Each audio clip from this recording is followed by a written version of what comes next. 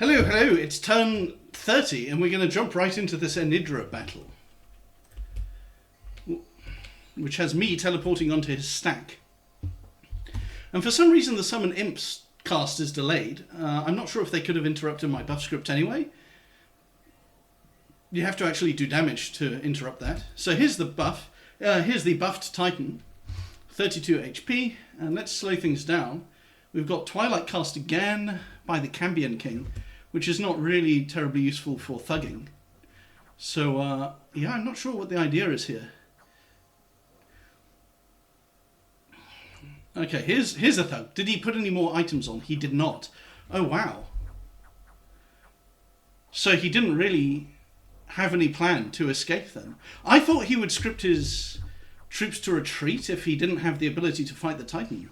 Instead, they're not scripted to retreat, although they will have, you know, the ones that don't die will retreat. But this is the same thing we did earlier.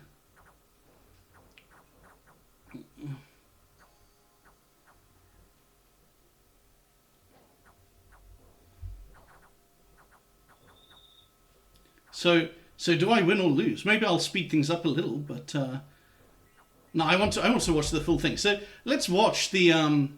Firstly, let's check that these guys don't have fire resistance. Okay, they don't. Thank God. And also, let's have a look at why did it. Oh, his Twilight caster already ran away, which is kind of bad actually for us. The Warrior Illusion casting is not going so well. The troops are routing, which is a bit unfortunate because I wanted to kill more of them. Shockwave is just amazing, and the Warrior Illusions won't really do anything, I don't think. They'll just die to Fire Shield. Let's watch this little guy here. Okay, so he missed. Did he miss? How do you miss against 3 defense? I'm kind of confused now. She's managed to poison herself a bit, but not enough to cause any stat debuff. Okay, let's watch them. Okay, he just got wrecked, although it might have been the Astral Serpent. And I can sense an HP route coming. Because these only have 1 HP, so they don't prevent HP routes. Oh, that is just beautiful. That is so much damage. Yes, yes, do it again, do it again. Yes!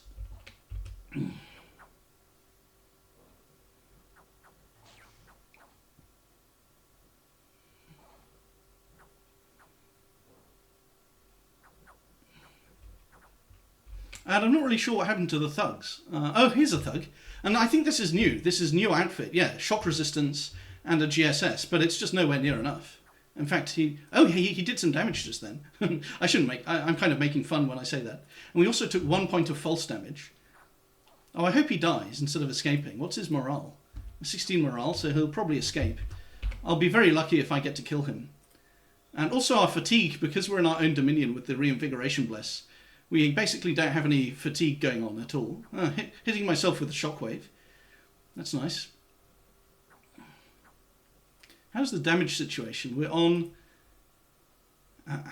1 false damage still. Ah, there he goes. So we're not going to catch him today with his useful thug gear. But it is all over now. Yeah. Let's see if she catches anyone else. No. Mind burn. Enlarge, mist form. Yeah, I don't know. That was pretty epic. And another 30 Cambion Knights down. And oh, it looks like maybe some of the Cambion Knights routed in the previous battle. So 20 of them actually did rout. So I did actually kill 30 Cambion Knights in the original battle, and now I just killed another 30. So that's not so bad. Sadly, most of these guys that didn't get killed within the battle will have managed to escape. And let's have a look at the other battles. So he had 6 Cambion Knights. I could have actually probably kept control of Waywards. And I could have killed an extra 30 Cambion Knights and several commanders if I hadn't been such a pussy. Well, that's really bad on my part. And what's this? How did he even get here? What? Okay, this must be like a misscripting. Oh, okay. Maybe you can actually raid PD with. I guess you can actually raid PD with Warrior Illusions because he actually killed 5 of them. That's interesting. And the Diabolist survived a peasant attack. It looks like all 3 of his bodyguards showed up, and they just chopped them all to death, even before they could kill him. And let's have a look at what else is going on. So Femini is scouting me, and because he's a noob, he's probably scouting me for a specific reason. Although it looks like he's going after the throne first, which is nice. Is Pan actually fighting Femini? That seems weirdly hostile. I think Pan and Femini might have actually got into a war, which is pretty stupid and funny if true. At least that means they're not going to be fighting me very much. Okay, what the fuck is this? Why doesn't it mention any Cambion Knights at all? My friend said that you need... So my friend said that you actually can only... You can't retreat from a ritual phase unless you have a province to retreat to in the ritual phase. I'm just going to go and double check the manual again. Okay, so I've just done some checking on the discords and the manual, and I think the retreats are calculated after each specific combat phase. So after this battle occurred, and then the retreats are also calculated before this battle occurs. Because there's this big gap between these ritual magic phase battles and these ones down here. And so they actually calculate separately. So opening up this retreat path here actually didn't save anyone who was in Anidra. So all of them, this entire army, I believe that every single member of this army got eradicated. I think that he just lost 30 in the original battle, plus 30 in this battle, and then 30 in the retreat. I think they all died. I think 90 Cambion Knights, 276 Peranian swordsmen, and about 30 mages just got wiped out. Amazing. And the funny thing is, if you go into the Discord, you know what he should be doing? The Peren player, I know it's probably pronounced Pyrene, or Pyrene. I'm just calling it Peren to be silly, to be honest. Pyrene. He posted the scouting report of the original battle, where I got totally annihilated. And he said, now in fairness to Marignon, I assume they have at least that much in reserve, and their mage core was pretty much unactivated. They weren't expecting an attack this turn, which is untrue. I was actually looking for the attack. Then he says the 4 versus 1 strategy is not panning out very well, even though it's already declined into basically a 2 versus 1. Then he gives a shout out to Jomon, and shout out to Jomon for not clearing this underwater siege somehow, which is just kind of rude, because he literally can't recruit any underwater guys if his hero died. And then he says, now normally I wouldn't crow like this. If nothing else, it's a terrible way to be liked. But I'd suggest to those of you who aren't completely tied to this war that maybe it's time for an alternate approach, which I'm now offering. See, I think Marignon can probably put together one more of those armies in the next year. It's literally already here. And I guess he's kind of bullshitting. He doesn't necessarily think this himself. Then he says, probably with a bit better mage support and some demons. Well, a bit better mage support would mean like more than just the lizard shamans and 2 fire 1 mages. And like a guy for charged body in the communion. Then he says, luckily I'm also going to put together another large army. Another large army, not even an elite force, but a large army with mage support and demons in this year. He spent 55 blood slaves in this battle, by the way, and lost 30 blood mages. So I don't think that's going to be happening. Then he says I'm going to walk right over to Marignon's cap with it. Well, let's do the counting. Here's my large army. Here's his small army. 1, 2. It's 1, 2, 3 for my army to get to his camp. It's 1, 2, 3, 4, 5, 6, 7 for him to... So he knows he's bullshitting, I'm sure. And he says he has no clue if he'll win when he does that, but he's sure as hell going to cause some damage. 1 false damage to my pretender.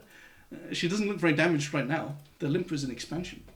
And then he says, as Marignon pointed out to get you in the coalition, I'm big and most of you are small. Which is, I'm starting to think he doesn't actually understand how big I am. Like maybe he hasn't properly scouted the caves, for example. Maybe he doesn't know about the shape of this border.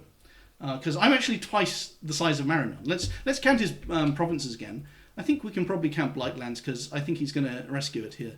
1, 2, 3, 4, 5, 6, 7, 8, 9, 10, 11, 12, 13, 14, 15, 16, 17, 18, 19, 20, 21, 22.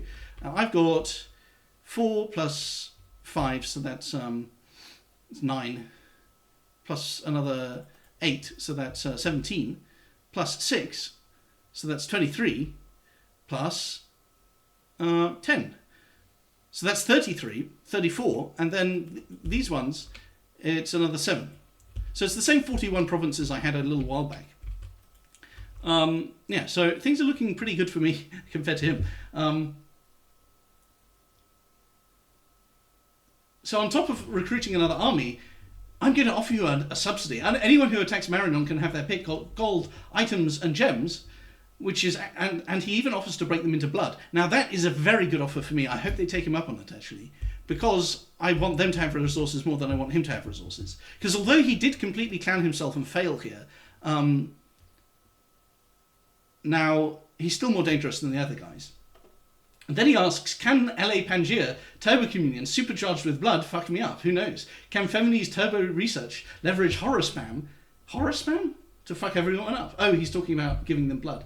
Yeah, that's quite cool. And he's not even capping quantities. Tell me what you want, and so long as it's reasonable, we'll find a way to get it done. The only criterion is a publicly posted screenshot of you attacking Marignon first. Except for Vision 2422.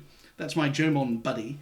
I'm going to eat you, he says to him. I'm going to eat your ass, as Alex Jones likes to say. So this is very funny, because I think what Pirenne should actually do is say, guys, I got completely fucking raped by Marignon, and he's 100% going to win the game. If we don't all attack Marignon right now, he's going to win. I think that's what he should say.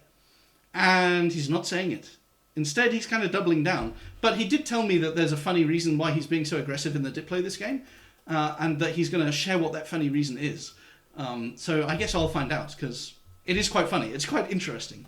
And I need to stop gloating so much, because I have completely eradicated his army, which is nice, because he can't replace it like I can kind of replace mine. Did I change my mind here yet? Okay, I'm actually not sure. Should I keep making these guys, or should I make more mages? I think I should probably be making mages. And so, like, should I upgrade this Palisades to make more mages? Probably shouldn't upgrade this. I got patrolled by Femini here, which is a bit concerning. Anyway, I'm gonna play the turn and then I'll come back to you. Okay, and I've restarted the recording and I've completely forgotten what I was saying, which is fine. I think I talked about the situation and then I just wanted to play my turn. So I've decided to teleport my Pretender onto Waywards. Because if you look at these forces I'm moving onto Waywards, they're not actually that good. 150. Now, I've kind of lost a little bit of confidence in my troops for reasons you can imagine. So I'm actually going to teleport the Pretender onto Waywards by herself, and then follow up with the army, which has the added bonus of he doesn't get to see what my army actually is, which is quite nice.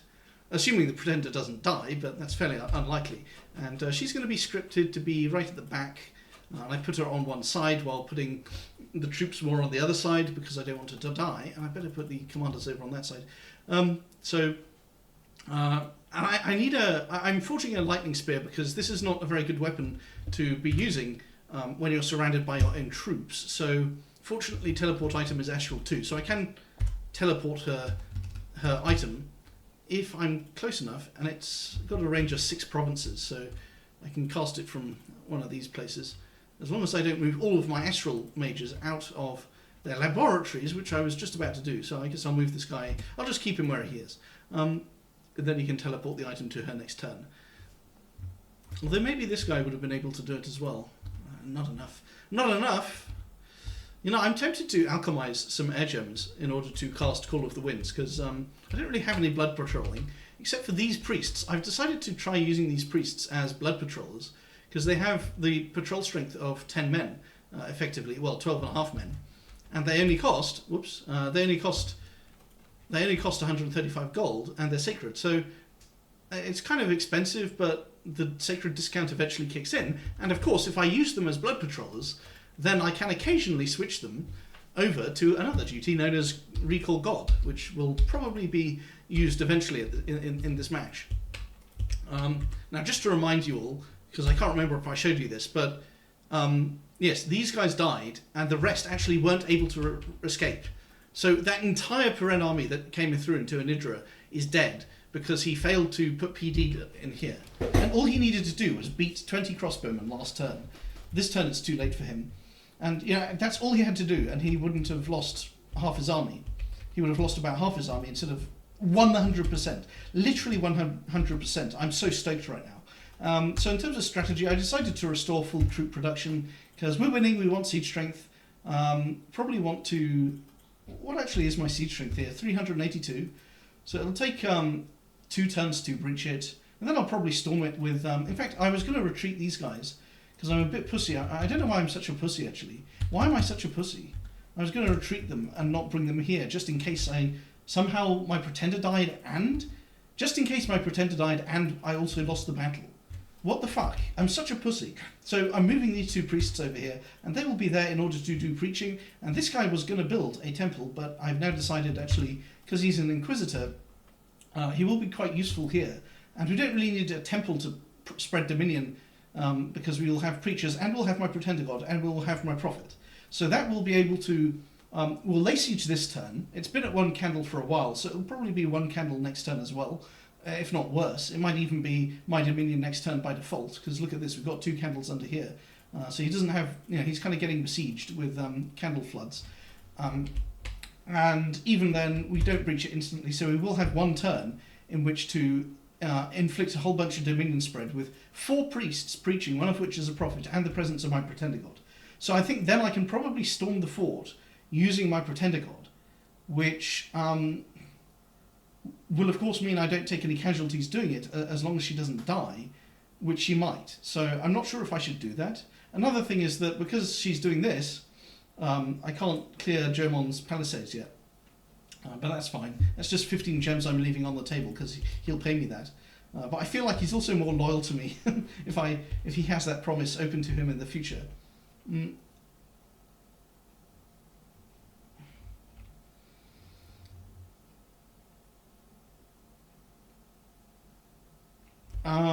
And everything else, yeah, we're just doing the same thing. I should probably bring in some more mages because I lost that battle because... Imagine if I had like 3 Fire 2 mages.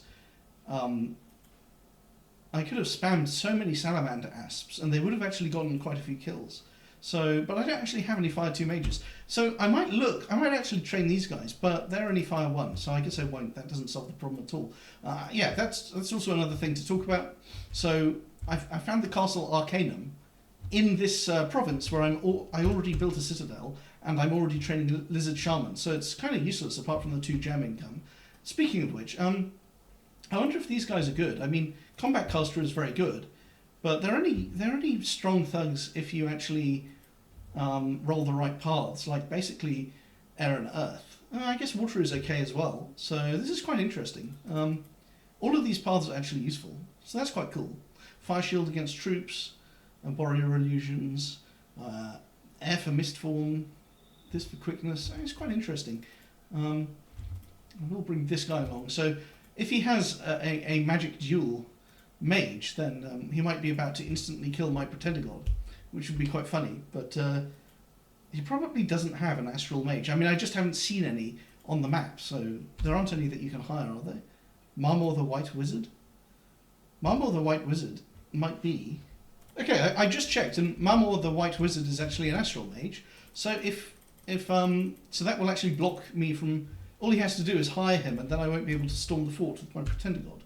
So I think I might actually hire Marmor the Silver Wizard myself, and I think I'll hire him down here, just so that he can do some site searching. But if I hire him, he can do some raiding as well.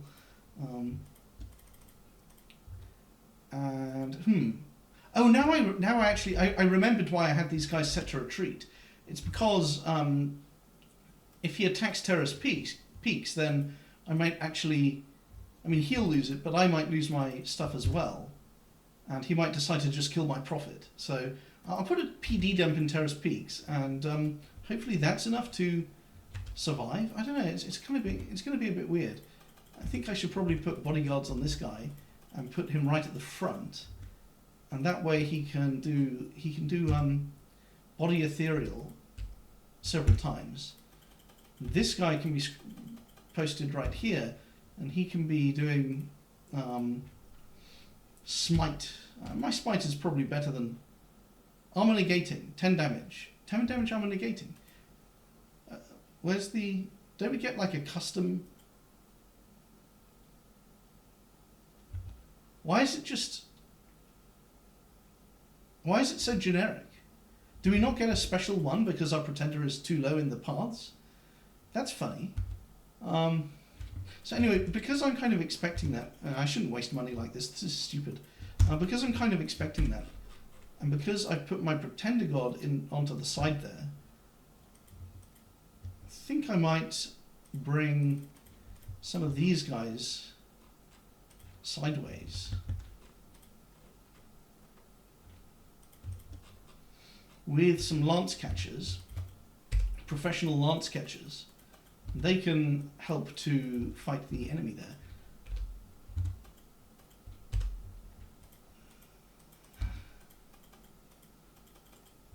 Yeah, I think that's a good idea.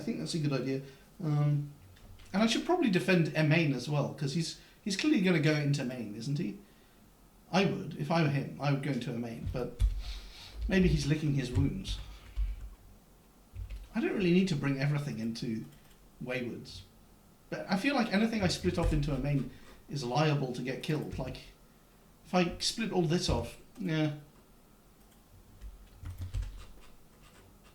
I'm just feeling indecisive.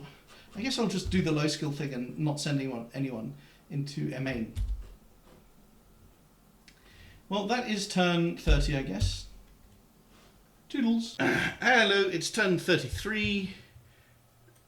Let me just show you everything that's going on.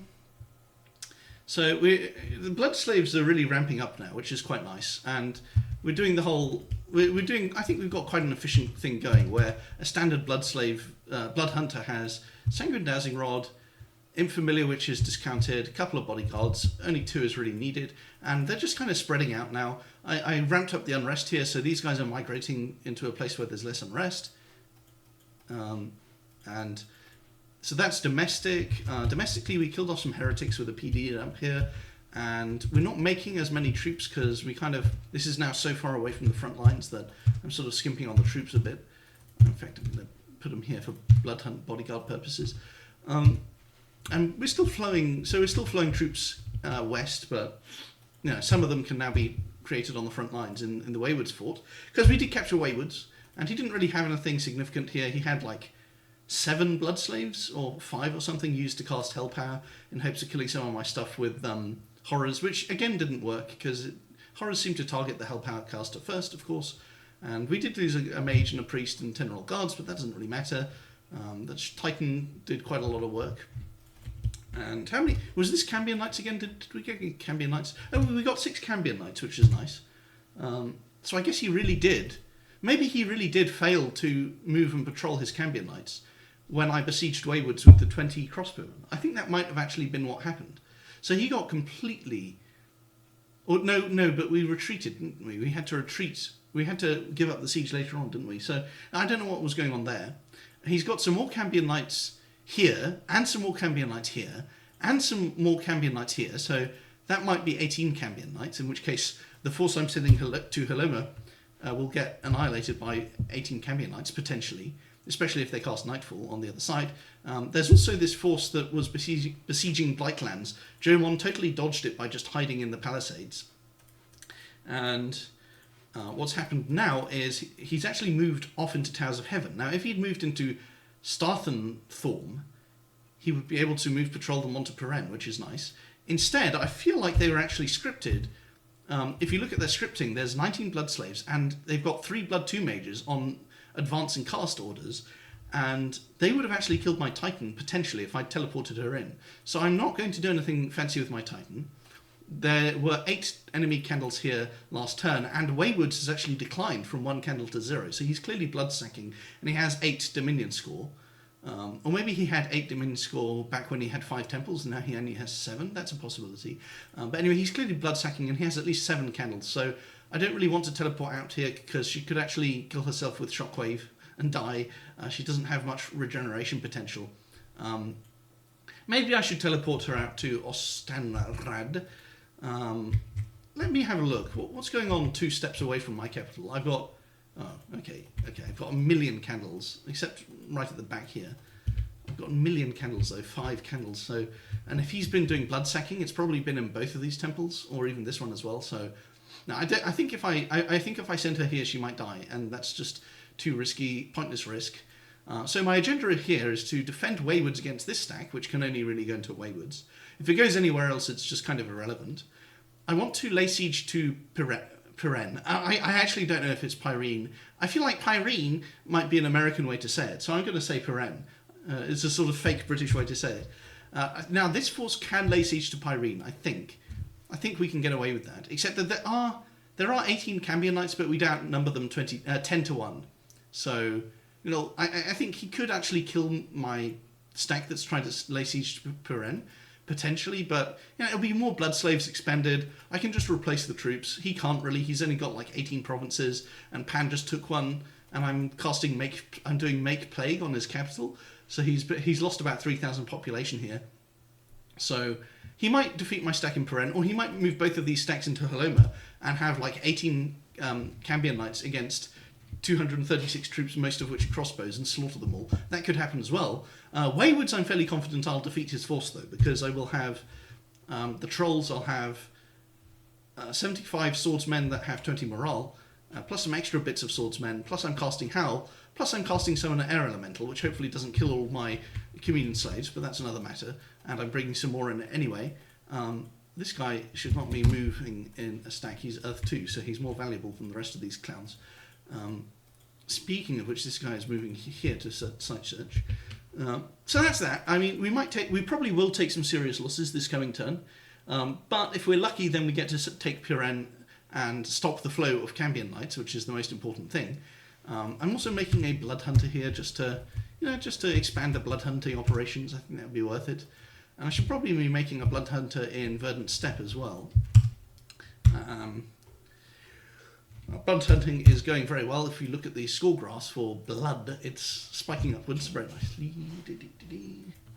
Well, I just got interrupted and now I've lost my train of thought a bit. I'm building palisades here, and I'm building palisades here. That's a thought, actually. I could send my pretender in to take one of these provinces. I could take Shem.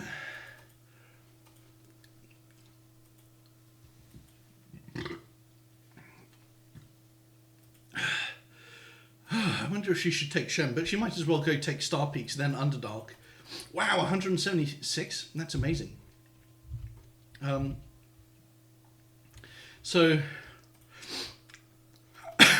yeah, so that's the war report. The Pan player gave up playing multiplayer with people he didn't know for Lent in exchange of his wife cooking every meal, or one meal a day, for Lent. So we now have a new Pan player, but the old one was persuaded to attack Pyrene anyway when I showed him the stack of 60 Cambion Knights dying. Femini conceded these provinces to Pan, or maybe is at war, probably conceded them. So Femini is tiny and will probably have to attack me in future.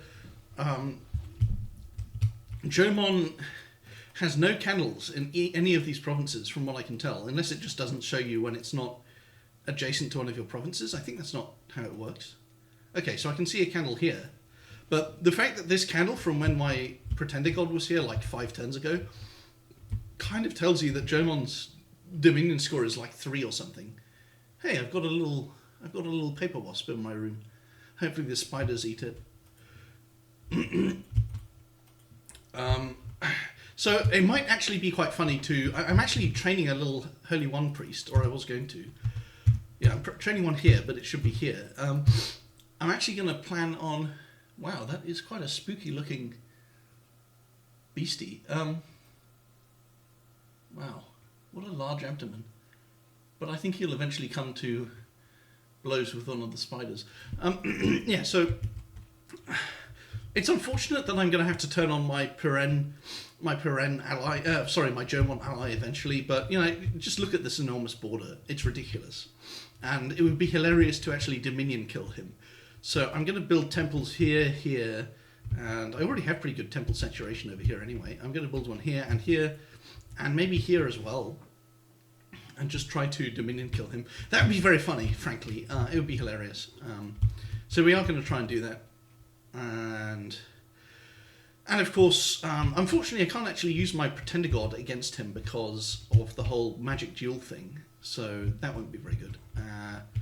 What else is there to talk about? Oh yes, we now have 5 Dwarven Hammers. It's turn 33 and I have 5 Dwarven Hammers. And as you can see, all 5 of them are making Dreamstones, which will be plus 45 research next turn. If we have enough Glamour Mages in my forts, we've got one here. We've got one Glamour... Okay, well, all the ones that are holding hammers will have to switch over to research because I've only actually got 2 out that are not running around. So, I don't know, maybe I shouldn't make more... Maybe I need to make more... Oh, hey, I can just cancel that because I don't have the commander points anyway. And I can use that to put down more PD dumping. That's convenient.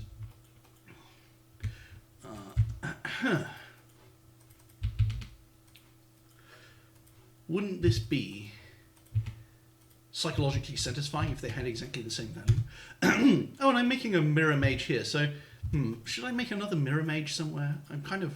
Maybe I don't need so many lizard shamans, but they are very good, so maybe here, but I want to make blood hunters. Maybe I shouldn't be patrolling with my mages, but that's life for you. And we've got 1 palisades here and another palisades coming here, so... Yeah. Oh, and this guy is still alive. The other, his companion died. So, oh, and there's a mirror mage here. So we do have some ability to absorb those Dreamstones. It's actually kind of unfortunate. It's rather unfortunate that I don't really have that many mirror mages in the works. I guess this guy is in the works. Should I cancel this Blood Hunter? I think I'm going to cancel this Blood Hunter in favour of another Mirror Mage. So that's turn 33. Toodles. Hello, chaps. It's turn 34. And we've got the decisive final battle of the war shaping up over here. Before I talk about that, I'll just talk about everything else. So Femini and Pan are fighting each other. We've got some Femini projection raids, and we've got some fairly generic, uninteresting battles going on here. So that's obviously good for me. Not that they would do much damage to me if they did coalition me, but they probably should be, and they aren't, so that's nice. If Femini attacked me, then I would have to make some assassins with lifelongs to defend this fort. Femini has very bad siege strength, so I'd be very easily able to exploit that. That would be my strategy, but it's not needed. And the other thing is that they also still haven't expanded into this cave province, which is kind of funny, because they're too busy fighting each other. It's quite funny that on turn 34, there are 5 provinces that aren't thrones that haven't been expanded into yet. And I guess I'm being a hypocrite because I haven't expanded into this one yet either. So that is the north situation. Then you got the German situation. He's marching troops north. He's going to run out of Purren provinces to flag pretty soon because, you know, he's kind of surrounded by me. So we've had very good relations, and he's had very hostile relations with Purren, but it's pretty obvious that my next war is going to be to take him out. So that brings me then to discussing my internal situation. I now have 676 research, of which 117 comes from Dreamstones, which I think are fantastic items. I'm making another 4 this turn. I've been recruiting Glamour Mages just to hold them, because only Glamour Mages can use them. And we basically run out, so fortunately we can spend all the Glamour Gems. And we're making a Dwarven Hammer on 2 out of every 3 turns now. So anyway, only 2 Glamour Mages need to be trained each turn. I also have a Blood 3 Mage finally, so I'm making my first soul contract of the game, not counting the one that Maymor, the Adept of the Silver Order, came from.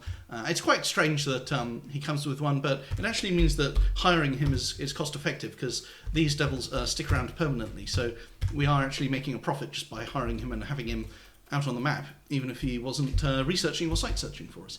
Blood hunting is still kind of mediocre, but we have totally stopped having any peasant attacks. So I think when you bodyguard troops, it actually prevents peasant attacks entirely. And so this retinue item may be rather stupid and a total waste of time, and I probably shouldn't be doing it. But you know, it's a learning experience. So, and I found one site this turn, which is the Imperial Quarry down here. We're doing some site searching down here still. I'm sending I've been a bit lazy with my water site searching on land as well, so we're still finding some sites. This Palisades is still under construction, so is this one. I'm building a temple here. I'm planning to build some more temples. I'm doing some Holy 3 blood sacking here.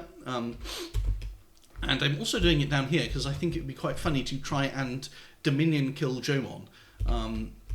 That might actually happen, although he has built a temple here. But look at how long this Dominion has lasted. I think his Dominion score is probably only 4 or something. It's quite weird. Though it is turn 34, so Pirenne and Jomon will have their imprisoned gods out pretty soon, I would think, which is rather inconvenient. Having said that, I don't actually need to storm Pirenne province. The important thing is just stopping the production of Cambion knights. So so my research goals are construction 7, and then for lightless lanterns, I'm going to have like 40 lightless lanterns, which will be another 500 research speed from using all of those fire gems, which I can do quite quickly because I'm going to have like 7 dwarven hammers. So that would be about 8 turns to use all of my fire gems and turn it into 600 research. And then I'll go straight to reascendance. So when you look at what you want to spend blood slaves on, I don't have the paths. Yeah, I can't. I actually can summon vampire lords using fallen angels, and that would be kind of interesting. Except that they can get soul slain, and so I might as well not go for something that's. I might as well just stack magic resistance items on fallen angels because the deaths I have are not going to be beatable by immortality. So I could make soul contracts. I think I will make soul contracts. I could also make lifelongs, they're nice too, but I think the main thing I'm actually going to do this time around is the fallen angels, because I can just stack a couple of magic resistance items on them and reinvigoration items on them and watch them cast Soul Vortex plus Phoenix Pyre, and I think they will be unkillable. I think they'll just totally dab over all the opposition in this game. So that would be fun. Also, yeah, it's cool. It's cool. Fallen Angels are cool and edgy, so I think I'll be doing that. And it's not a long enough game for Vampire Lord Thralls to stack up as a cheap patrolling option. So that's my goal. I don't really have anything else other than just Fallen Angel thugging. So now let's talk about the really important thing. So he coalesced his troops into Raspberry Woods. So I think he could attack Coloma next turn and wipe out 100 troops I have coming in as reinforcements. But then he would expend some gems and some blood slaves and he would lose some chaff. So that would actually weaken him, and I would still have 500 troops here almost. So that would be a mistake, and he probably won't do it. He'll probably attack Pirenne in combination with the 6 Cambion Knights he has stuck inside Pirenne that he recruited last turn. So fortunately, we actually have a very good idea of what fighting him is going to be like. So firstly, we can actually see this force he has here. So this is going to be at least 30 Cambion Knights, 200 troops, 15 mages, 30 Cambion Knights. Now we actually fought in Waywoods. We fought this force that came off the Blightlands Palisades. It went here. Now it should have gone here, and so he totally threw the game again by going here. But he did go here, and once he came into Towers of Heaven, he had no choice but to attack me there, which is why I prepared for him. I still actually managed to lose 5 mages, which is quite incompetent. But you can see the devastation he's causing. Now, the force I'm about to fight will have about 3 times as many mages, it will have 50% more Cambion Knights, and it will have twice the number of troops. So we're going to fight a force that's about twice as strong. And what we won in this battle with, we used 250 troops, counting the PD. We used Howl and a lifelong protection and some air elementals.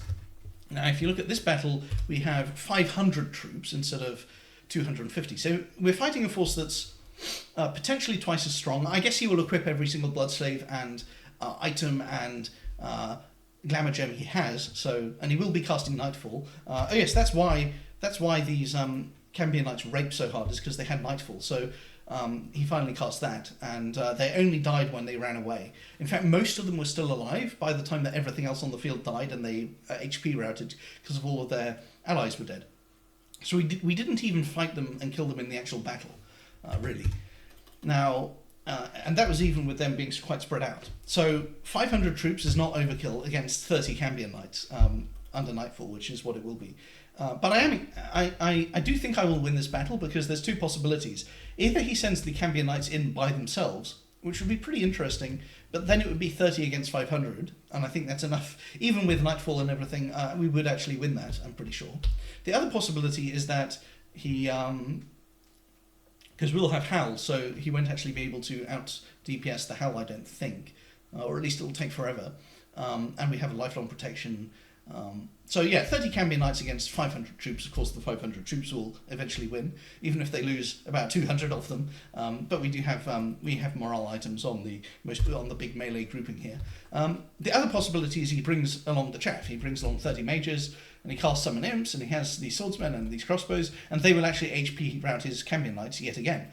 So he doesn't really have a good option, and I'm attacking into these 3 provinces, so I will have... in fact, maybe I should attack into Raspberry Woods as well, and he might actually get...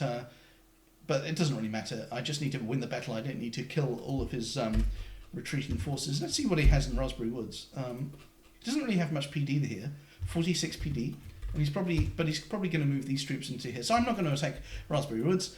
The only stupid thing I'm doing here is I'm going to bring in some of the mages from Waywoods, or all of the ones that survived, and we are going to be casting Howl again here. It's not going to be as powerful because there's more troops in the battle, and it's going to be like the Howl in Nidra that didn't really do anything, but I'm still going to do it. And we're going to do some Nest of Salamanders, which again is quite inefficient on a Fire 1 mage, so we're wasting gems, and we're going to cast two air elementals, followed by Charged Body, I guess, and some other spells like, I don't even know what, so might put them on advancing cast. And we've got some really shitty militia. So the only interesting thing is that I'm actually putting her into the Communion. Now, she will kill the Communion by casting Gifts of Heaven 3 times, but at least she's giving them Summon Earth power to try and endure a little bit longer, but yeah, they're all going to die. And that's okay, because it's going to allow her to come out of this script with the triple Gift of Heaven, which is like 75 fatigue. A lot of that will instead now be going to the Communion slaves, and so she will cast 5 spells. She'll be standing behind a lot of troops that are dying, and then she'll have the available stamina to cast a self-buffing cycle, and he might actually kill her with the... she can't regenerate because this is 9 enemy candles. She can't regenerate, but she does have a lot of... She will be basically unkillable as long as... I might put her further back just so she doesn't get blood bursted. And the Gifts from Heaven should hopefully help with the HP routing, and if I'm lucky it'll actually kill the Sacreds. If it hits his knights, then I'm lucky. So I probably shouldn't bring her, but the reason I'm bringing her instead of collecting 166 gold from Independence is because killing some Zots to get 166 gold is really lame. Sending her onto the enemy cap in 9 candles to cast Gifts from Heaven in the final battle of the war and really deciding the game is obviously the cooler option, even if it's stupid, so I'm going to do that. And so I think that describes everything on turn 34. I've ranted for 10 minutes straight, and yeah, we're building some temples, we're doing some palisades, nothing really too interesting to speak about. I've decided to go back to actually making a bunch of Iron Swordsmen here, because I'm now planning on killing Jomon, so we do need bodies on the field, as well as, in fact, maybe I shouldn't be making a soul contract, maybe I should be making 2 lifelong protections instead each, but I will make soul contracts. I don't need to rush to kill Jomon, really. As long as I don't get defeated by Perrin. Really, Perrin and Jomon should obviously be coalitioning me at this point, but their relationship, there's so much trash talking that's gone on between them. I'm really curious as to why Perrin's Diplo has been so aggressive this game, because what he should have been doing since about 5 turns ago when he got stack wiped here, he should have actually told them that he got stack wiped and that I had a big army. And he should have said Marignon is going to win the game, and he should have scattered into the caves and said, hey, look, Marignon controls most of the caves, so we have to coalition now or we all lose. He should have done that, and I really don't know why. And he said that there's a special reason why his Diplo is so weird this game, and that I'll find it funny when he tells us after the game. So I am very curious, but it plays to my advantage, of course. So that's turn 34, and see you chaps next time. And I just realised I actually forgot to show you the battle in Waywoods, so we got to show you that. Here's your battle, and that is total ear rape.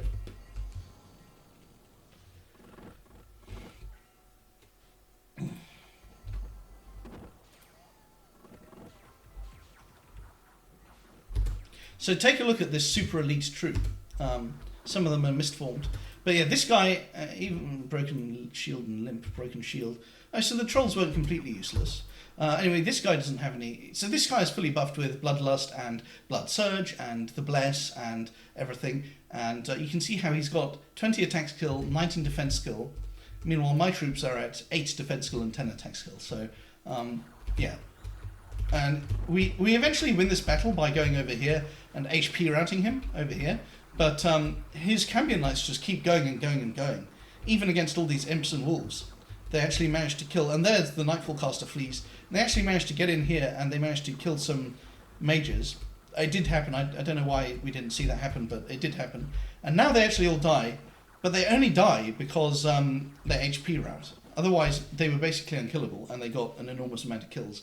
Again, so 160 kills. Imagine if there's 30 of them, they'll get like 250 kills, and that's quite threatening to an army of 500. So I might actually lose this battle in Peren, but we do have a bunch of retreat routes, and we have already, we've killed about. Let's have a look at this. We've managed to kill we've probably killed about 3,000 population here, and we've besieged him. So he's kind of already cucked, but we're only reinforcing to the tune of about 75 troops per turn. So.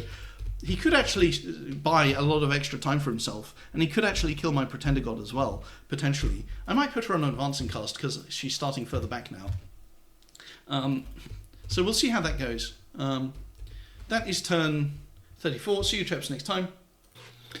Hello chaps, it's turn 35, and this was an uneventful turn, because peculiarly enough, the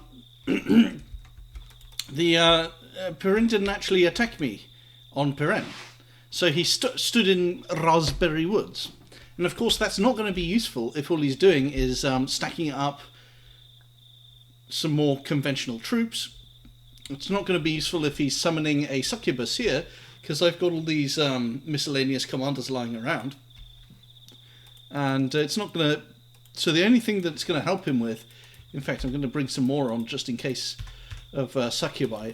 The only thing it's going to help him with is maybe gathering some more blood slaves. That's probably not worth it. And the other thing is maybe buying in a bunch of glamour gems from Femini, and also buying in some, or forging some thug gear for his, well, I would say his Cambion counts, but he has only got Luzea, the Cambion king here. What else does he have? A barbarian chief is now his prophet. So, I don't know. Oh, maybe that's why he delayed, because he wanted to prophetize and he wanted to cast Divine Blessing. It doesn't seem really that important, because he could have done that in a Sabbath. So I don't really know why he delayed. He played his whole turn in 15 minutes, which is about as quickly as I do it, and I rush my turns beyond belief. So either way, I think he's fucked. He probably did strengthen his stack a fair bit with whatever he did. I have to assume that. And all I've managed to add is this lot. So 77 attack rear, got the Royal Swordsman, which is quite useful because they're with this ultra high morale. And I also managed to move in 4 mages, so more Salamander Asps and 3 more Blood Slaves, which means I can have both of these guys as Communion Masters, and it's just a bit more reliable, and she'll have lower fatigue when she is in the Communion. Speaking of which, Kim Yo Jong has 33 HP because the enemy Dominion actually went down by 1 point because of my Pretender God and Prophet being here. So if he delays another turn, we'll be getting a lot of preaching off, and that would probably take it down to as little as 5 if I had to guess. Well, actually, Holy 2 Inquisitors have like an 85% chance of successful preaching, and we do now have 15 temples with a Dominion strength of 100, so I'm not quite sure how that measures up against 8 Dominion strength that he has, but it's a good thing, obviously. So he's probably going to attack this turn. We've kind of played our hand by showing him that we're going to raid into here, although of course that's always the right thing to do anyway. So he certainly has the ability to do a lot of damage to us. I moved Kim Yo Jong back a bit now that she only has 33 HP. And I also remember that she is a very good general. So I put a bunch of the crossbows and the inferior troops on her actually for the morale bonus. So that will be quite useful. Otherwise they were extremely low morale. And I believe there's nothing really else to say. I wonder if this doesn't give you anything. I could put the inspirational helmet on her, but it's just not really needed. And I should probably give this guy a proper bodyguard. Do we not have any Royal Swordsmen on this entire stack? Seriously? I must have some. Okay, there they are. That's all I wanted. Back you go. So that's turn 35. Jomon has run out of Pyrenean provinces to conquer, so I have to assume he's going to attack me pretty soon. The good news is that because his lands are fairly small and his high scales aren't even present on most of his provinces, this must be costing him everything. He'll have almost no research. He's got like 3 forts, but he's spending these are so many troops that surely he can't have much. And I did say he could have Tirfian Sea, so I don't know if he'll attack me immediately. He might wait for me to kill Peren first, because I think they have a grudge against each other. And he does have this place as well. But because he's making so many troops, I think he won't be able to... he won't really have any research. The only research he'll have that I care about is Mind Duel, which will prevent me from using my Pretender God, because these guys are Astral 2. Let's actually remind ourselves of what they are. Yeah, Astral 2 on every single one. So I can't use my Pretender against him, which is a shame, because we're practically Dominion killing him. I mean, he has no candles in any of these 6 provinces. So, and this is a Peren candle here. So his only candles are in these 5 provinces. And I don't know how many there are. There are probably very few of them. So if I build more temples, which I am, I'm building one in Terrace Peaks, I'm going to build one in Darmum soon, and I'm building one in Mountain of Evernite.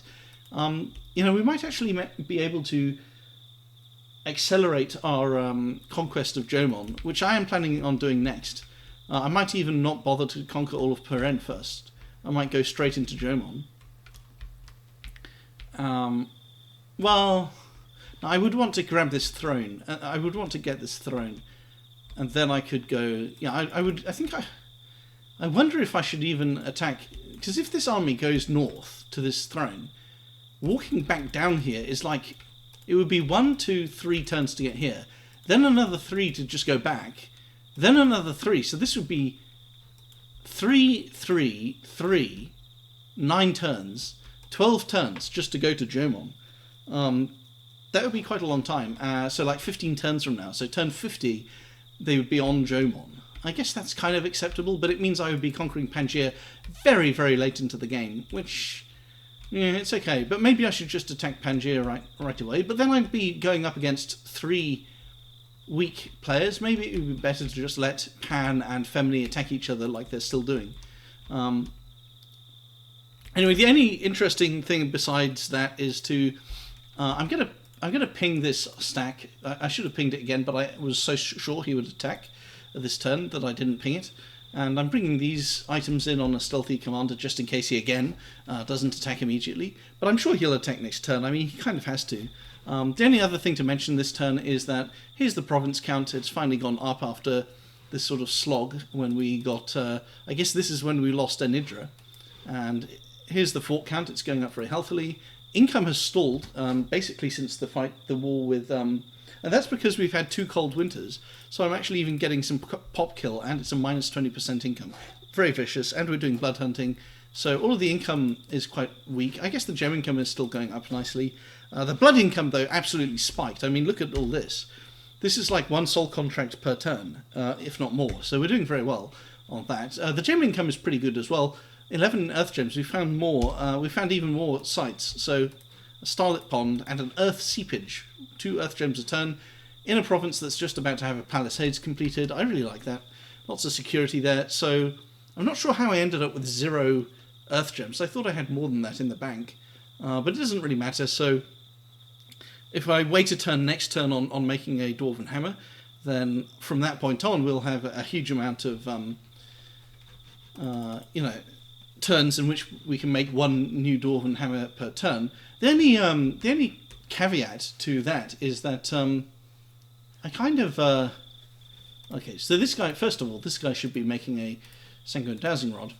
I'm tempted to make this guy have him make a fireplate armor piece just to protect a valuable mage or 2.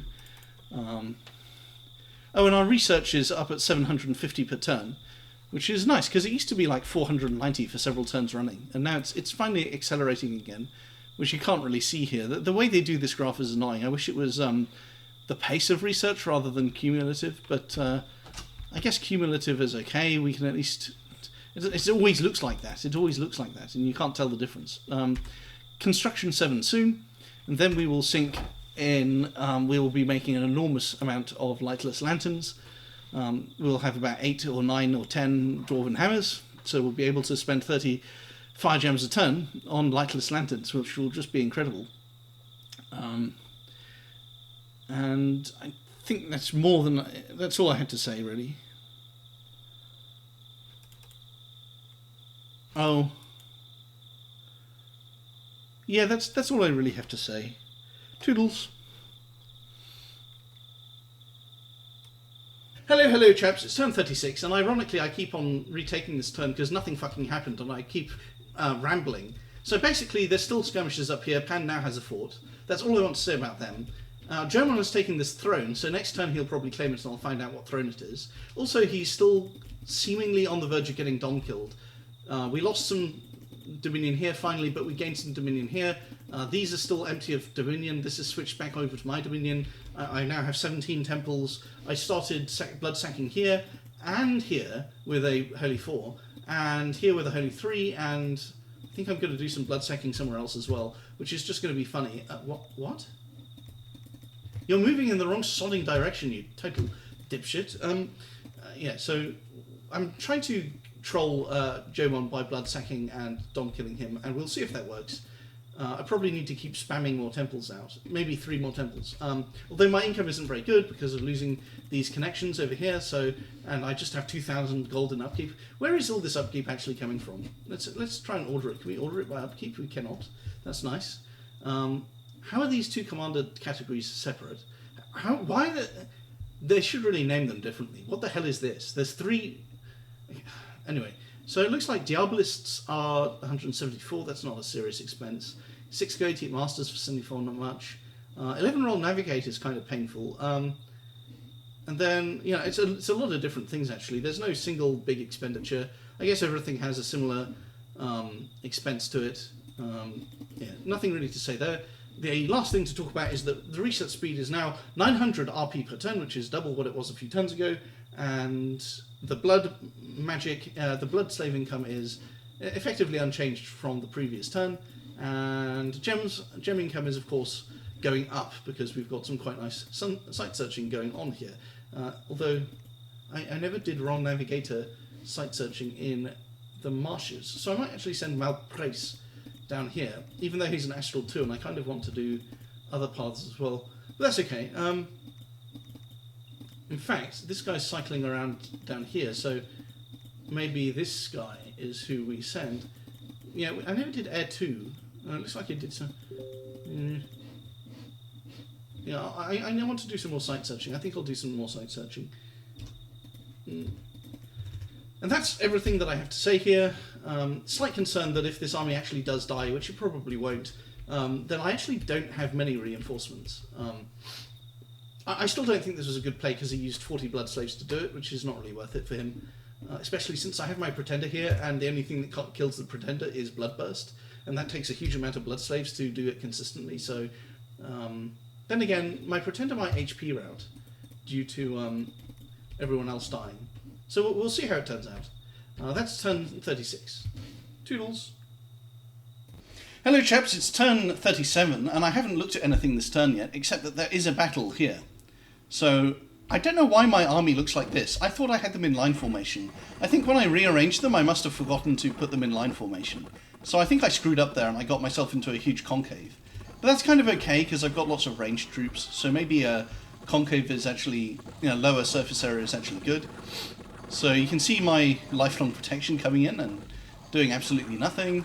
You can see the ephemeral bolts that he's casting are actually quite good. They're actually wiping out several of my people per cast. And here's the fun part, right? Gifts from Heaven. That was a pretty good hit.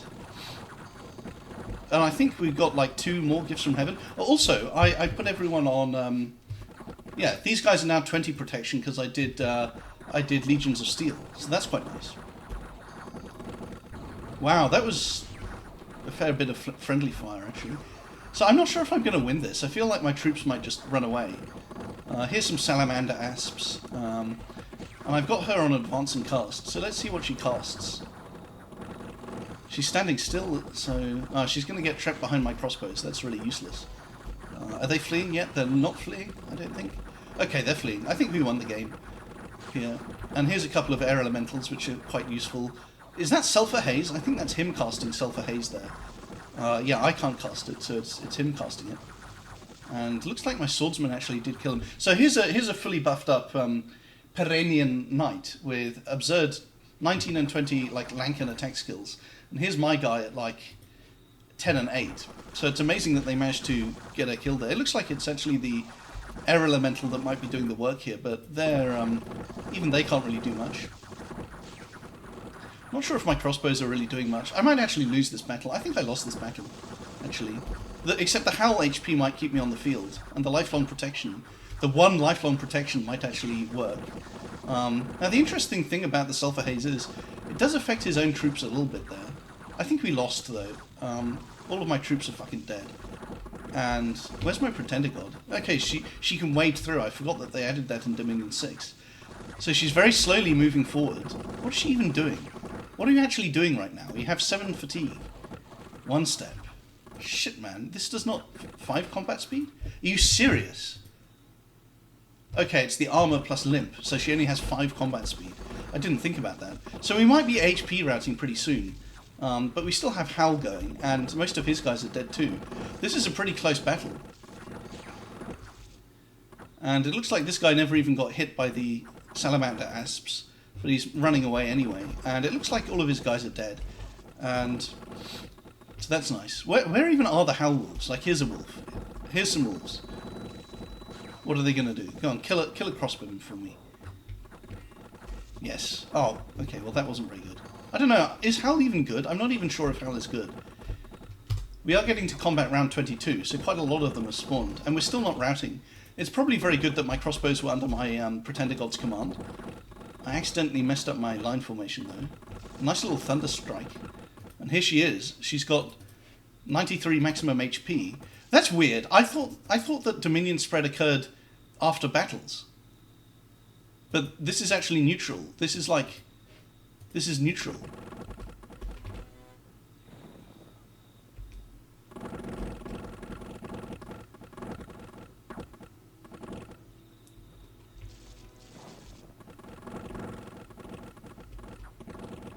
So it looks like we won that battle.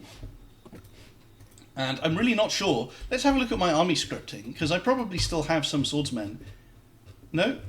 Everyone ran the fuck away. All of the swordsmen died and ran away. Hang on, here's a general. Yeah, so they weren't in line formation. I forgot to put my guys in line formation. How fucking embarrassing is that? Anyway, looks like we defended Takregus from a fairly unimaginative raiding force, so nothing really to say there. And I wasted some fire gems. Raspberry Woods is, yeah, we just pinged it. Oh yeah, let's have a look at the battle report. So, 4 of his mages, 6 of his mages escaped. No, 11 of his mages escaped into the fortress, assuming they didn't fail their morale checks. Half of the Cambion Knights died, and wow, look at this. I can't believe I'm winning this war with this kind of casualty ratio. It's amazing. It's amazing. It's just amazing that I managed to win this war with such a fucking dogshit casualty ratio. Look at this. 33 and 26. This is what a victory looks like. This is what a crushing, easy victory looks like. Actually, am I going to lose next turn? Is he going to reconquer the province next turn?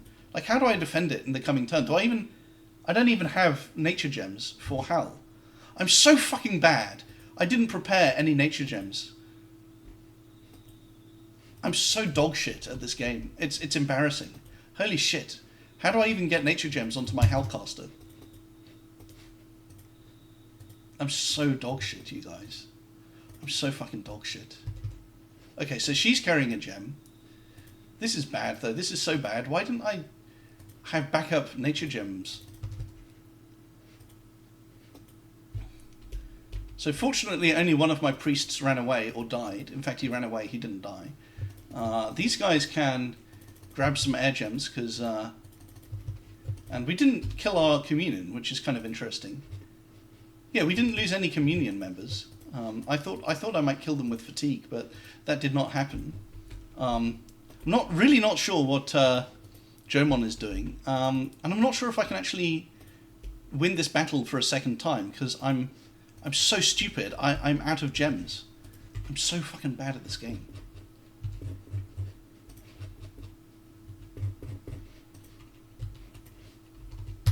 Who is my prophet anyway? Oh, it's the lizard shaman, right? So I'm not sure what I should be doing here. This is kind of dicey.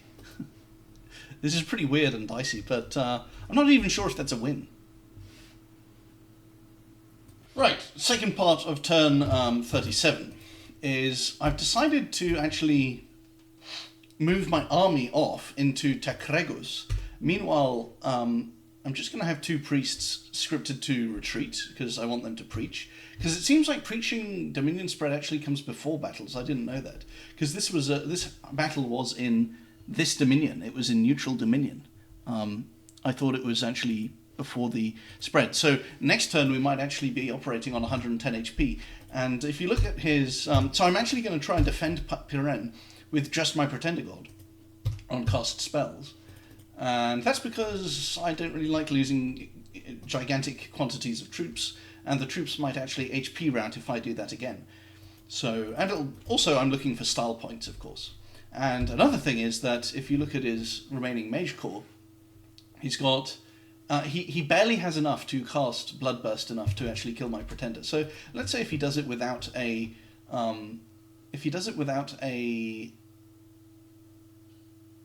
Sabbath, and he just does this, then it's 2 Blood Slaves and 200 Fatigue for 11 armor negating damage. So he needs to cast it about 10 times to kill me. So does he have 20 Blood Slaves? Yes. But does he have 20 Blood 2 Mages? No. So he would have to do some kind of Sabbath, in which case he's using up Blood Saves casting that, or he would have to delay the casts somehow, and then I would have time to regenerate, as long as he didn't get me down to 75%. If you count the number of Blood 2 Mages he has 1, 2, 3, 4, 5, 6, 7. So you can actually cast it 7 times all in a row. And he might even have some Sorginas. So he's got like 8 Blood 2 Mages. But like I said, he needs to cast it 8 times 14 damage. Let's actually have another look at this. 8 times 11, so that would do 99 damage. So that would kill my Pretender, but he would need to cast 8 Bloodbursts right on top of her, so he would need to script them to attack, because my Pretender is standing right at the back. I just don't think he's going to be able to land 8 or 10 Bloodbursts, or however many he'll actually need, on her. I think they will... He probably does have 20 Blood Slaves from these provinces, and he probably has a lab here, so he can show up with that number of Blood Slaves, but I just think it's not really going to be possible to script it to kill her. And if he does, then that would be very, very cool. So I actually want him to kill my Pretender God, if he is able to.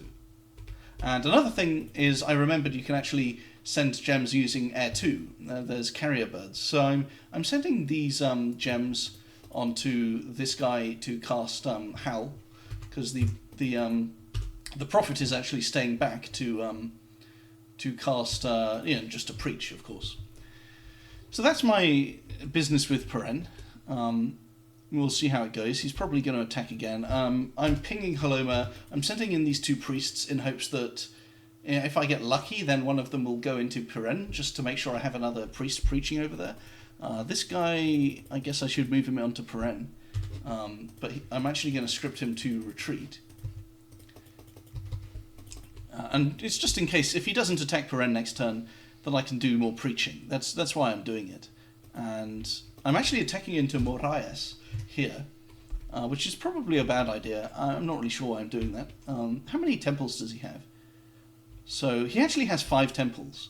So killing one of the temples will be quite useful for all this dom pushing I'm trying to do, because I think he's down to 8 Dominion strength. So that would take him down to 7, and then he has like a 85% chance of successful Dominion spread. Gives me a bit of a competitive advantage when I have 16 temples. I thought I had 17. Did I somehow lose a temple somewhere? I was so certain I had 17. Oh well, doesn't really matter. Domestically, we're still on... Our research speed has actually declined from the previous month, and that is because I'm just moving... I'm moving some blood hunters out, and I'm forging some boots, and I'm forging a soul contract, and I'm also forging 2 lifelong protections, because I had 120 blood slaves to work with this turn. So the lifelong protections could actually be teleported. If you look at the spell, well, if I recruit this guy, he's almost certainly going to be Air 2 or Astral 2. I'm very unlucky if I get that. And then, yeah, if he's Air 2, then he can use Carrier Eagle to send an item. And if he's Astral 2, then he can teleport item. So basically, we have a 66% chance. Oh, and actually, those spells have pretty good range. So we do have an Astral Mage. We have an Astral 2 Mage coming over here into Nethermark. Then he's close enough to teleport a lifelong protection onto this province, which 1, 2, 3, 4, 5. He won't actually be close enough to teleport an item onto this province or this province. So that's a bit unfortunate. So I'm really hoping to get it. Can you even teleport cursed items? Like, how does it work? How does the spell work? You don't have to equip the item, I hope. Okay, you teleport it from the laboratory. That's convenient. It's a bit of a... I don't have time to do any forging. I need an astral booster, but I don't. My pretender is a little bit busy fighting the entire enemy army on top of their capital. So that's the internal situation. Let's actually have a look at the blood income. Yeah, it's spiking upwards. Look at this crazy spike. This is 1, 2, 3, 4, 5 turns, and it's tripled. Going pretty well. Here's the blood income. It's like, that has to be 100 now.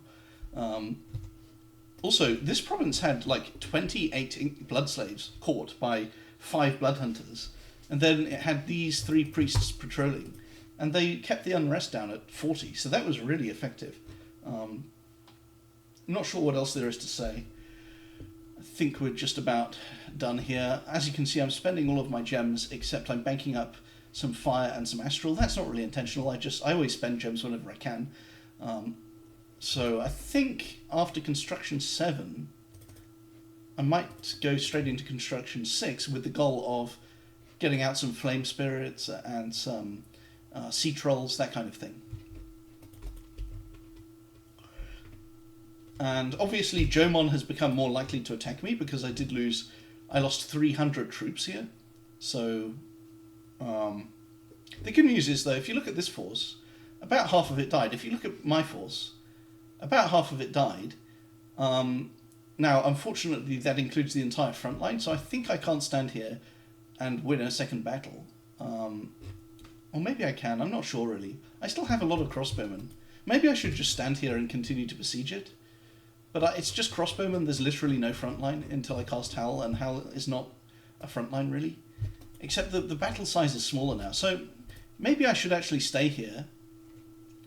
But I kind of want these style points, because it seems like his thugs are kind of dying. Let's actually double check this. Let's see if any of his thugs died with items equipped.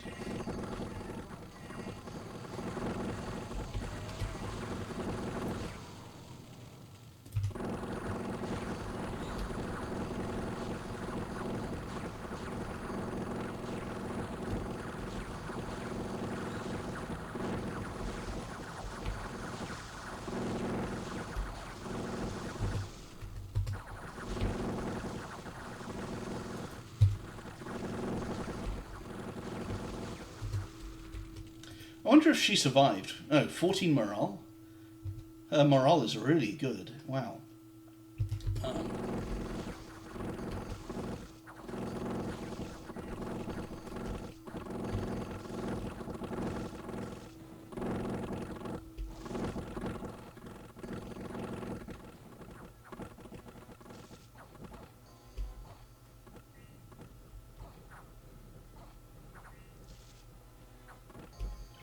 Do they just walk off? They just escape. Wow. That's pretty annoying. So let's now have a look at the unit overview, and let's go into the owner, and we've got... This guy died, but he's not a thug, so I don't know why I'm looking at that.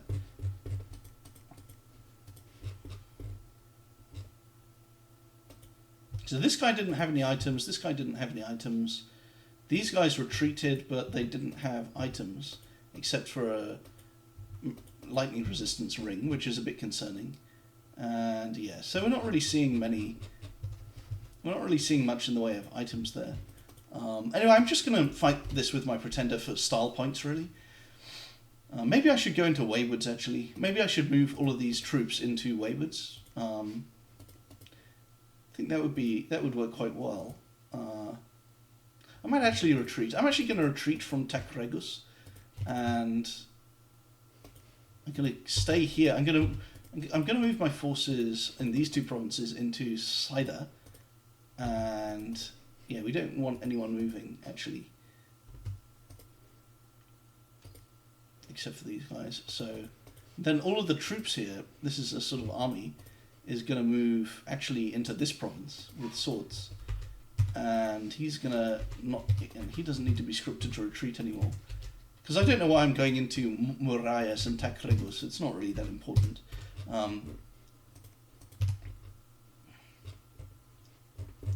Yeah, I'm going to script them to not retreat, actually. This is where my army is now going, because we've got some reinforcements here, and actually we don't need all of these morale items on him, because we have a new leader in town, the independent commander, who now has 13 attack skill. Very impressive. That's with items equipped. Amazing. Amazing. How is he so bad? Okay, it's the ambidextrous penalty. But anyway,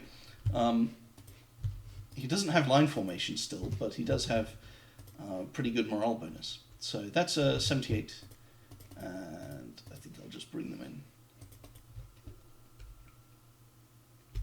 And if he wants to fight and kill my troops in Haloma, then I guess he can. I can't really stop him. There's nothing I can really do about that. I might make this guy a Communion Master and have him cast Power of the Spheres and then do a bunch of Soul Slays. Because I do have this thing going, and he is sacred. So he does have pretty good reinvigoration.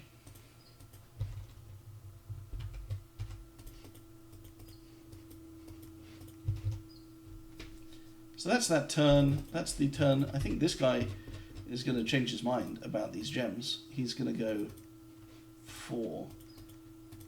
He's going to be a Salamander Asp caster.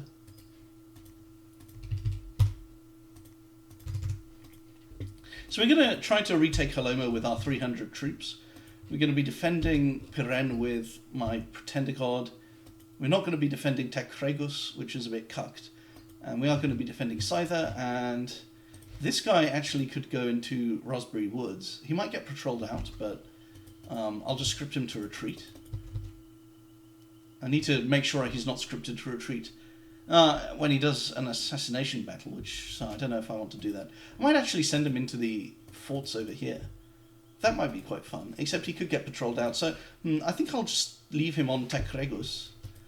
Yeah, I don't actually know. I think I'll take him here and I'll have him stay behind troops. And he's just a lifelong provider, an imp spammer. So that's my plan: is don't defend Takregus, defend Piren with the Pretender God, and attack Haloma with a bunch of troops, 300 troops. We're getting whittled down an awful lot, but we've still got some stuff going on. We've still got Hal and Soulslay, and these guys are kind of stuck over here. That's too bad. But might as well keep the pressure up. So that's turn 37. And hopefully we accelerate the research again next turn, because we do have some spare. We are still making 2 glamour research items per turn. As you can see, there's loads of them dotted around now. We're getting more of the Goetic Masters, and we've still got Memor just to provide us with these devils, which are helpfully scattered around in every single sodding province he's been to. And I also cancelled the blood sacking, because it's kind of a waste of blood slaves, actually. I'd rather just build temples and have permanent income from that. Another thing I'm doing is this priest actually did fly away from Shem, and he did open up here. And they actually have sailing and 10 leadership, so I could move them into... I could get them to ferry troops across to Zoglia next turn. That might be worth doing. But yeah, we're kind of on the ropes here. It's feeling pretty tough, and I think because of that whole Zoglia thing, I need to forge... this item so that he can... the 50 leadership item so that he can take everyone over.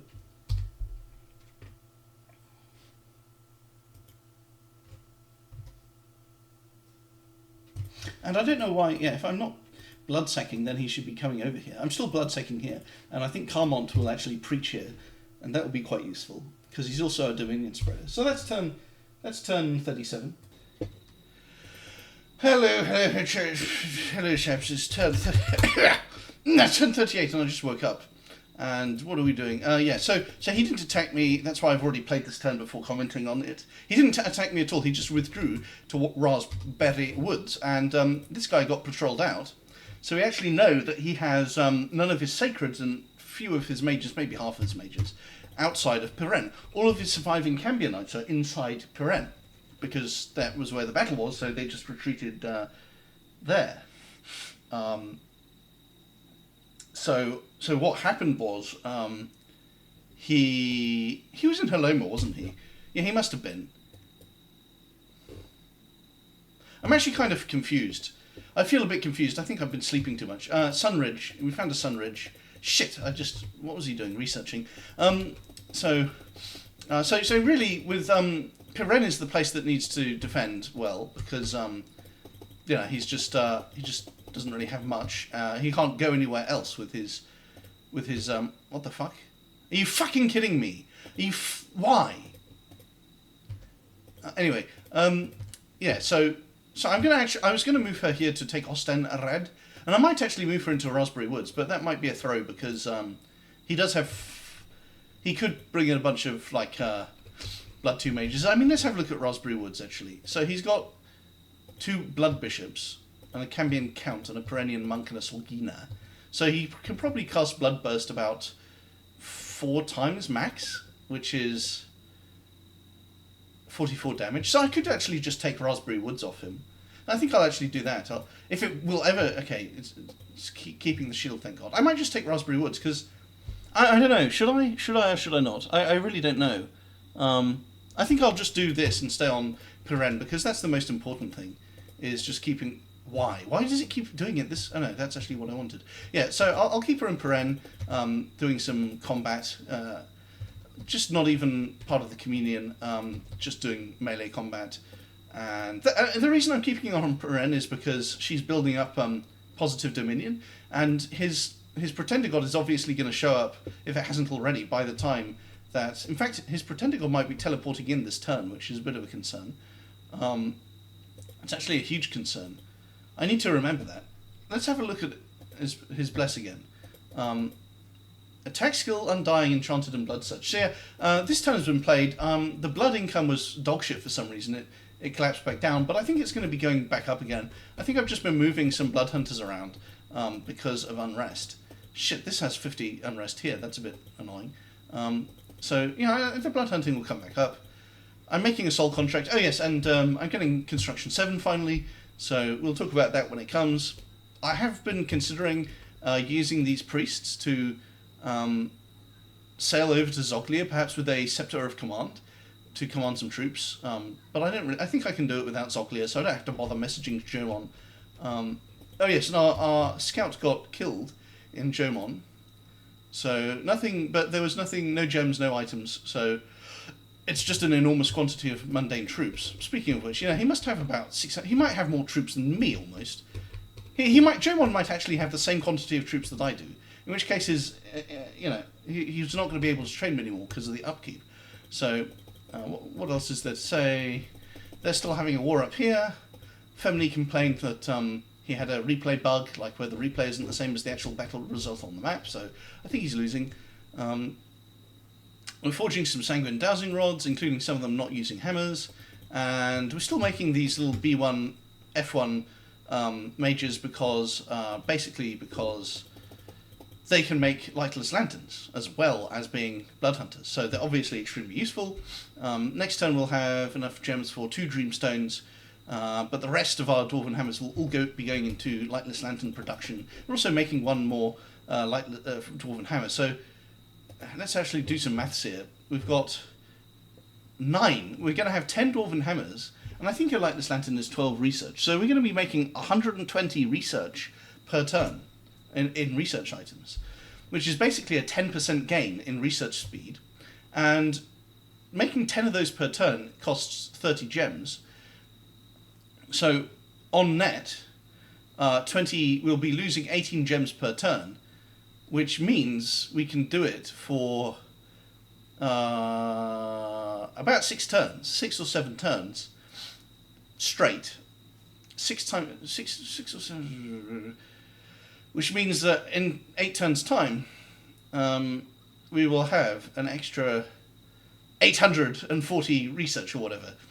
So yeah, in 8 turns our research speed is going to be doubling to 2,000, and 2,000 is an amazing late game value. So that's going to be quite something. And then we'll just zoom up the tech tree to I think I'm going to get conjuration for some troll kings, except that I'm using all of my earth gems.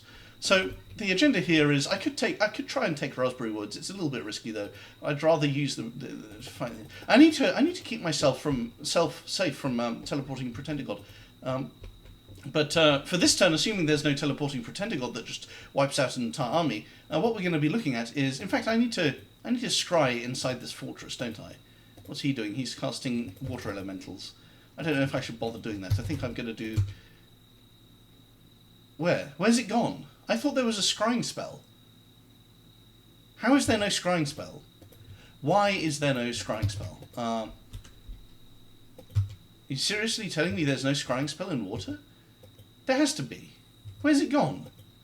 Why did I think there was a scrying spell in water?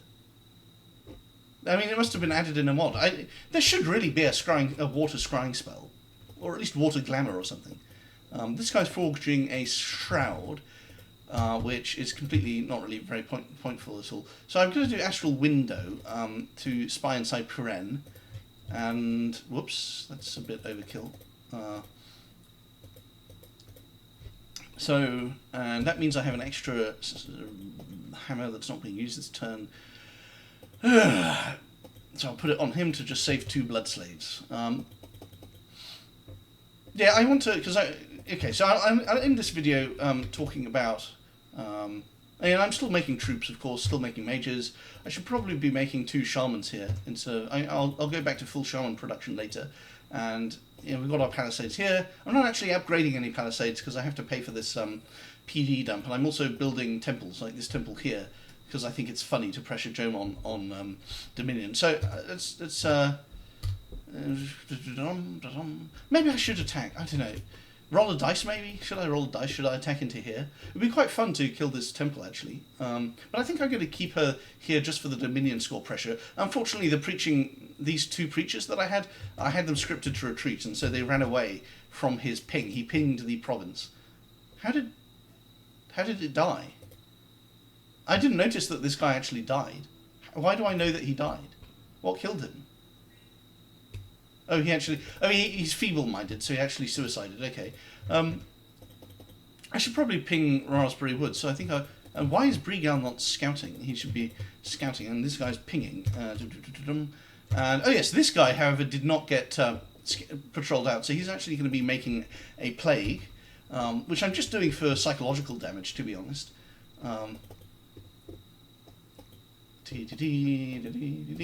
Okay, and why is his scale so bad? So it's order 1, heat 1, production 1, magic 2.